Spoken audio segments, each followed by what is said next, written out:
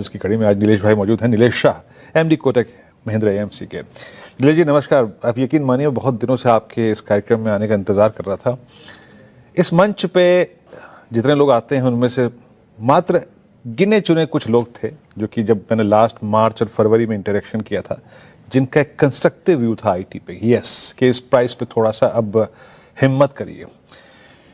नीलेश जी आज का डिस्कशन इसी से शुरू करते हैं। एआई रैली का कोलैप्स होना, लुक एट कॉस्पी, रोज बरोज का हादसा बन गया है, वैल्यूएशंस कंसर्न, और इस बार के जो आईटी के नंबर्स थे, कल हम इसी मंच पे कोफोज की मैनेजमेंट से बातचीत कर रहे थे। वो कह रहे थे कि FY27 हमारे लिए सबसे ऐतिहासिक साल रहेगा, सबसे स्ट्रॉन्ग ईयर रहेगा।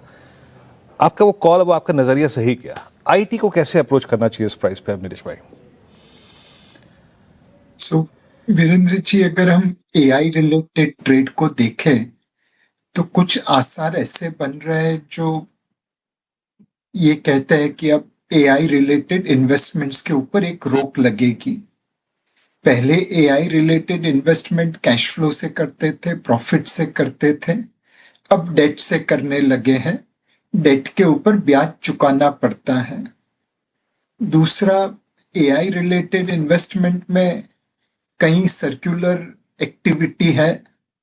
कोई चिप खरीदता है, कोई पैसे देता है और कुछ और सामान सप्लाई करता है और वो पैसे वापस आते हैं। एंड फाइनली एक जो प्रॉफिट अनुमान था कि हम इतने ट्रिलियन डॉलर का निवेश करेंगे और उसके ऊपर इतना रिटर्न बनेगा, तो उसके लिए जो टोकन बेचने थे वो 2000 के आईबॉल के बराबर दिख रहे थे। 2000 में आईबॉल वैल्यूएशन के ऊपर मार्केट भागा था। 2026 में कुछ उसी तरह टोकन वैल्यूएशन के उम्मीद में मार्केट भागा था।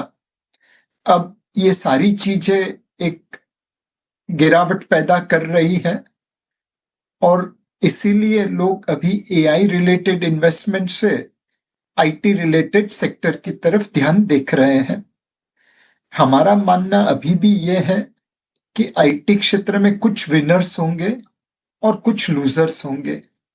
वह आईटी कंपनी जो एआई टेक्नोलॉजी का उपयोग करके अपने क्लाइंट के लिए अच्छी प्रोडक्ट सस्ते दाम पे और बड़ी तेजी से बना के डिलीवर कर पाएंगे, उनको फायदा होगा।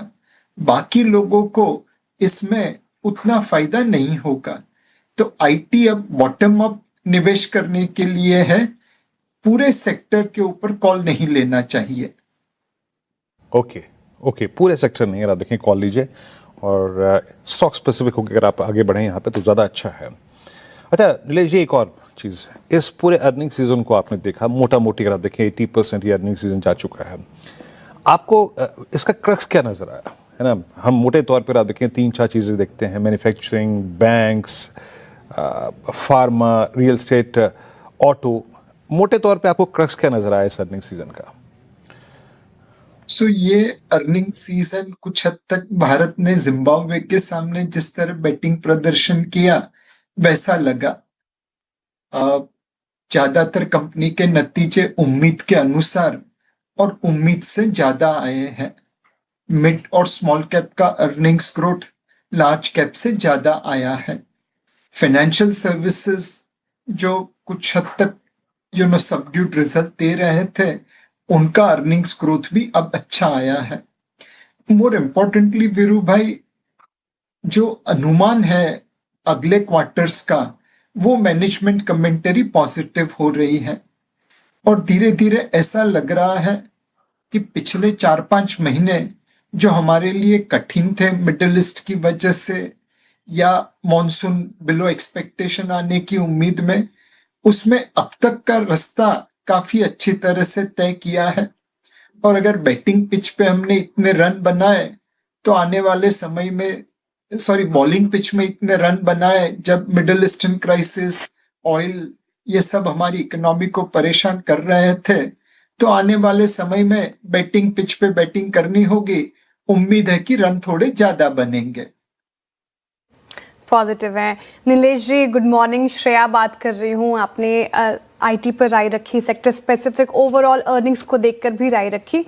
मैं पूछूंगी आपसे सर मार्केट के ऊपर, सेक्टर स्पेसिफिक आइडियाज़ भी लूंगी, लेकिन आज गुरु पूर्णिमा है। सबसे पहले आपको गुरु पूर्णिमा की हार्दिक शुभकामनाएं सर। आप मेंटर रहे हैं, दिग्गज हैं मार्केट के और इतने सालों से पकड़ रही है आपकी मार्केट पर, तो इस मौके को देखते हुए एक सवाल ज़रूर पूछना चाहूँगी सर। कोविड के बाद 5 साल हो गए हैं, बहुत कुछ झेला इन्वेस्टर्स ने।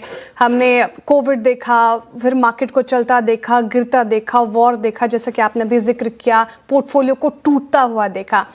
एक चीज़ जो इस मौके पर आप सीएनबीसी आवाज़ के दर्शकों को बताना चाहेंगे, समझाना चाहेंगे, जो शायद किताब में ना मिले।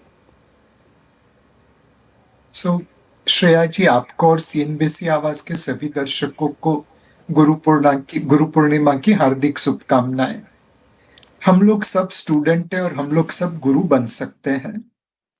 स्टूडेंट मार्केट में रहना जरूरी है, बिकॉज अभिमान तो राजा रावण का भी नहीं टिका था और मार्केट से बड़ा कोई नहीं है। हम लोग सब मार्केट के विद्यार्थी हैं और मार्केट सबसे बड़ा गुरु है। श्रेया जी, जब मैंने अपनी कारकिर्दी की शुरुआत की थी तो मैंने काफी नुकसान किया था एंड फिर दलाल स्ट्रीट में घूम रहा था लोगों से ज्ञान प्राप्त करने के लिए कि यहाँ पे पैसा कैसे बनाया जाए। तब एक बुजुर्ग ने जो मुझे सीख दी, मेरे हिसाब से आज भी वो उतनी ही उपयुक्त है। उन्होंने कहा, देख बेटा, यहाँ दलाल स्ट्रीट में लक्ष्मी माता का पूजन हम दिवाली की रात को करते हैं, लेकिन सरस्वती माता का पूजन रोज करना पड़ता है अगर लक्ष्मी माता की कृपा चाहिए। लक्ष्मी माता का रास्ता सरस्वती माता की अर्चना से ही होता है। आप भी जब निवेश करें तो पूरी रिसर्च करके निवेश करें। सिर्फ टिप के भरोसे किसी व्हाट्सएप चैनल में देख के उसके भरोसे मत निवेश करिए। बिल्कुल सही बात कही सर आपने, मन गदगद हो गया। अब सेक्टर स्पेसिफिक पे आती हूँ। जैसा कि सर आपने कहा कि रिसर्च करना चाहिए, सेल्फ एनालिसिस, स्टडी बहुत इंपॉर्टेंट है।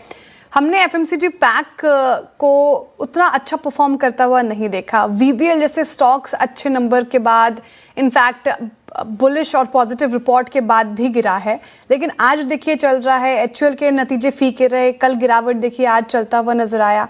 तो ये जो उतार चढ़ाव एफएमसीजी पैक में हमने देखा, इसके बाद अब इस पर्टिकुलर सेक्टर को लेकर क्या व्यू बन रहा है सर? क्या यहाँ पर पॉजिटिव होने का वक्त आ चुका है? श्रेय, जो एफएमसीजी कंपनी है उनमें एक जमाने में ग्रोथ अच्छी रहती थी और रिटर्न ऑन इक्विटी भी अच्छा रहता था। उनकी ब्रांड की एक पकड़ रहती थी और जनरेशन आफ्टर जनरेशन उस ब्रांड की पावर पुल दिखाती थी। अब समय बदल गया है।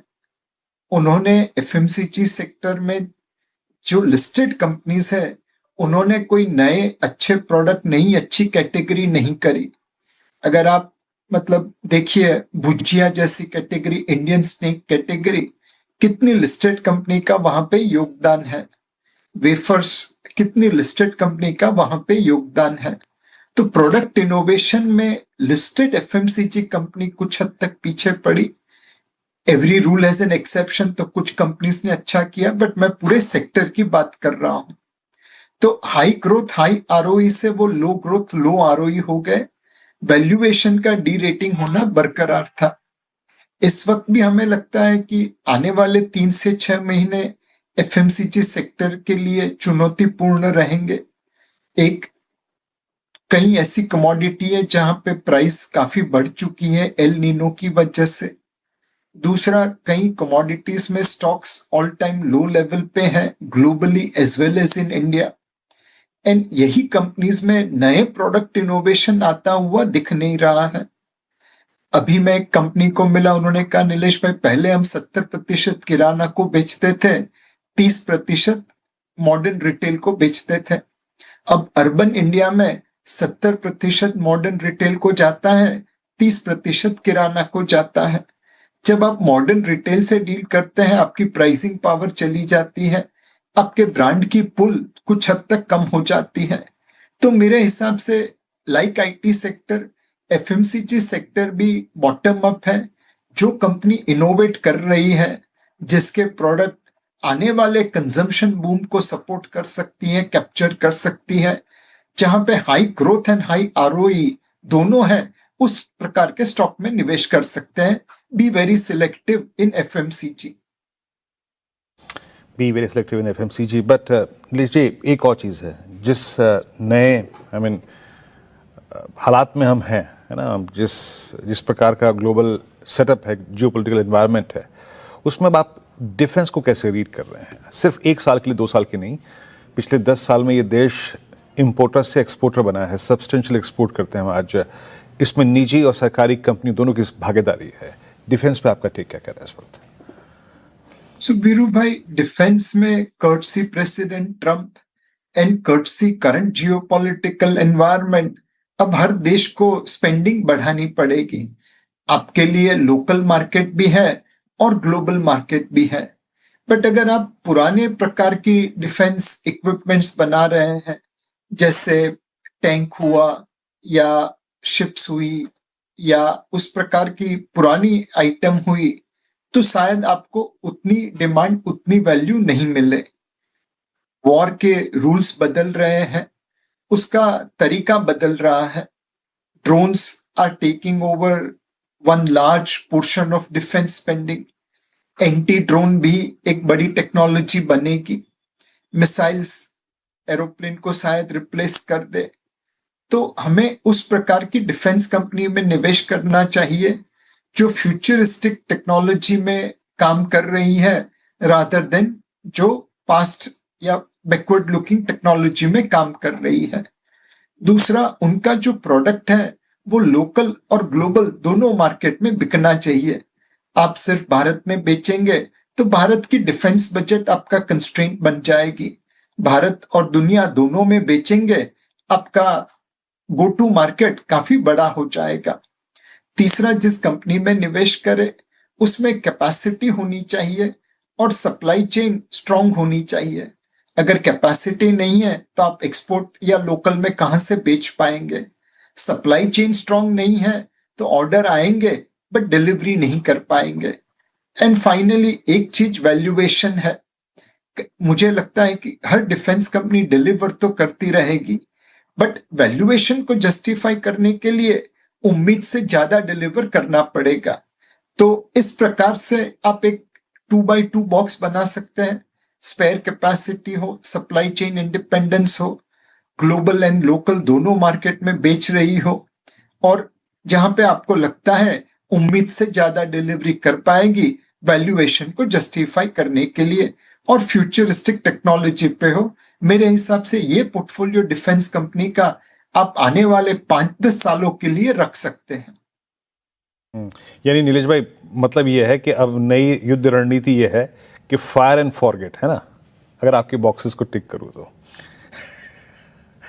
Fire and forget. बिल्कुल बिल्कुल. और जैसे कि कहा नीलेश भाई ने कि उसका एक सब्सटेंशियल, अगर आप देखें, जो रेवेन्यू होता है वो बाहर से भी आना चाहिए, सिर्फ अगर आप देखें भारत का बाजार नहीं. बहुत बहुत शुक्रिया, आप इस बातचीत में आज शामिल हुए और सभी सेक्टर्स पर नीलेश जी अपनी अपनी राय रखी. आपने बहुत बहुत शुक्रिया.